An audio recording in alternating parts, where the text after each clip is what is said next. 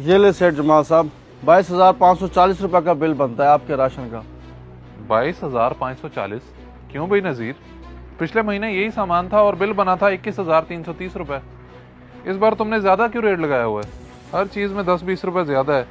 रमज़ान आते ही कीमतें बढ़ा दी हैं क्या?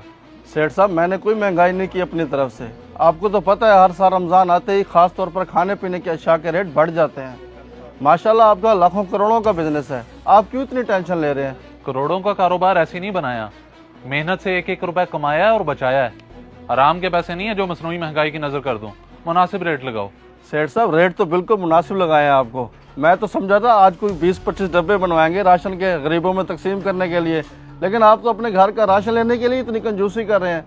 बस बस, मैं यहाँ तुम्हारी बातें सुनने नहीं आया। अगर तुम कम नहीं कर सकते तो मैं कहीं और से ले लेता हूँ। ये शौक भी पूरा करके देख लें जमाल साहब, मेरे जैसा रेट कहीं से नहीं मिलेगा आपको। ये क्या कर दिया तूने नजीर? 20-22 हजार रुपए के गाहक को ऐसे ही जाने दिया।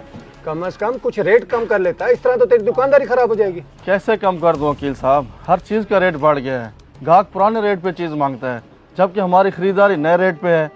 अब नुकसान तो ना करो अपना। मैं ये नहीं कह रहा कि तुम अपना नुकसान करो, जो सामान पुराना पड़ा हुआ है उसका रेट तो पुराना लगाओ ना। पुराने सामान का पुराना ही रेट लगाया है, लेकिन ये सेठ जमाल साहब कुछ ज़्यादा ही कंजूस हैं। हर बार राशन लेते वक्त ऐसे ही बहस करते हैं। खैर, आप अपनी राशन की लिस्ट दें मुझे। हाँ, ये लिस्ट के मुताबिक सामान निकलवाओ, मैं फ्रूट वगैरह लेकर अभी आता हूँ। और इशफाक, वकील साहब के राशन निकलवाओ। वाह भाई वाह, तुमने तो नज़ीर से भी 600 रुपये ज़्यादा लगा दिया। जब मैंने उससे सस्ते में नहीं लिया तो तुमसे कैसे ले लूंगा? रखो अपना सामान। जमाल साहब, कहीं से रेट कम मिला आपको या अभी तक चेक करते फिर रहे हैं? सब मिले हुए हैं जी, जिसके पास भी चले जाओ हर किसी का अपना रेट है। मैं तो बड़ा हैरान हूँ, रमज़ान की शुरुआत है और रेट आसमानों को पहुंचे हुए हैं। मैं तो कहता हूँ नज़ीर से ही ले लें, पूरी मार्केट से रेट कम है उसका। मैं भी उसी से ले रहा हूँ, इधर उधर वक्त ज़ाया ना करें। हाँ, कह तो सही रहे हैं आप, अब और कर भी क्या सकते हैं। जाता हूँ फिर उसी के पास।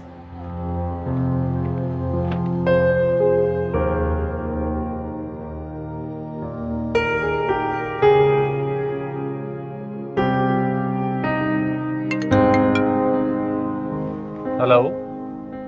हाँ शानज़े, आप कुछ और याद आ गया क्या? कुछ नहीं याद आया, बस ये कहना था कि जरा जल्दी आ जाए, आप देर ना लगाएं। यार, यहाँ मार्केट में तमाम चीजों के रेट आसमानों को पहुंचे हुए हैं। कुछ सस्ता मिले तो लेके आऊँ ना। महंगे सस्ते को छोड़ें, जैसा मिलता है लेकर आए। कितनी बार कहा है कि कंजूसी ना किया करें, और आपको पता नहीं कि रमजान में बहुत सारी चीजों के रेट बढ़ जाते हैं। यार, अब तुम लेक्चर देना शुरू हो गई हो। मैं आता हूँ अभी। अल्लाह हाफिज। एक तो इनको कोई भी बात समझाओ तो हर बात पर बहस करने लगते हैं। मैंने तो आपको पहले ही बोला था कि मेरे जैसा रेट आपको कहीं नहीं मिलेगा, लेकिन आपने मेरी बात ही नहीं सुनी।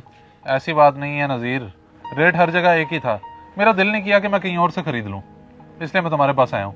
खैर, निकालो सामान, छोड़ो इन बातों को। इशफाक, जल्दी से राशन के डब्बे निकलवाओ जमाल साहब के। एक काम तुझसे ठीक से नहीं होता, सारी दाल नीचे गिरा दी। अब क्या खाएंगे, क्या पकाएंगे? अब्बा, मैंने तो सही से पकड़ा हुआ था, पता ही नहीं चला कि शॉप पर गिर गया। दिल तो करते तेरा मुंह तोड़ दूं, बेवकूफ। अब क्या करेंगे?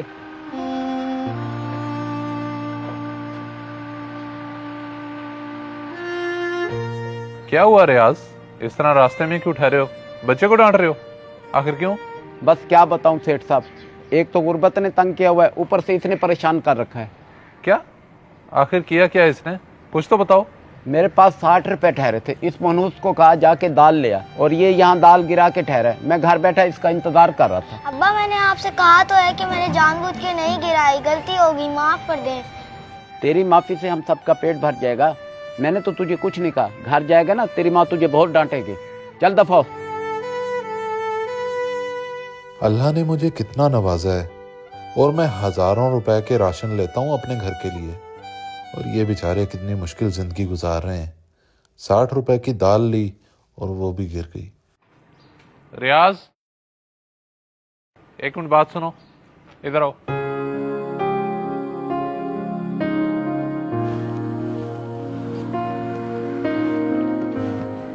ये राशन मैं अपने घर के लिए लेके जा रहा था, तुम अपने घर ले जाओ।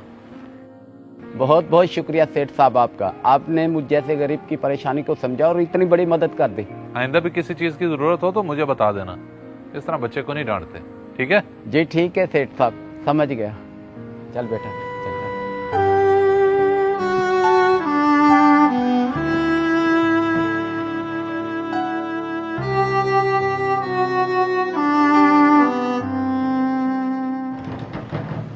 मोहसिन किचन में रख दो।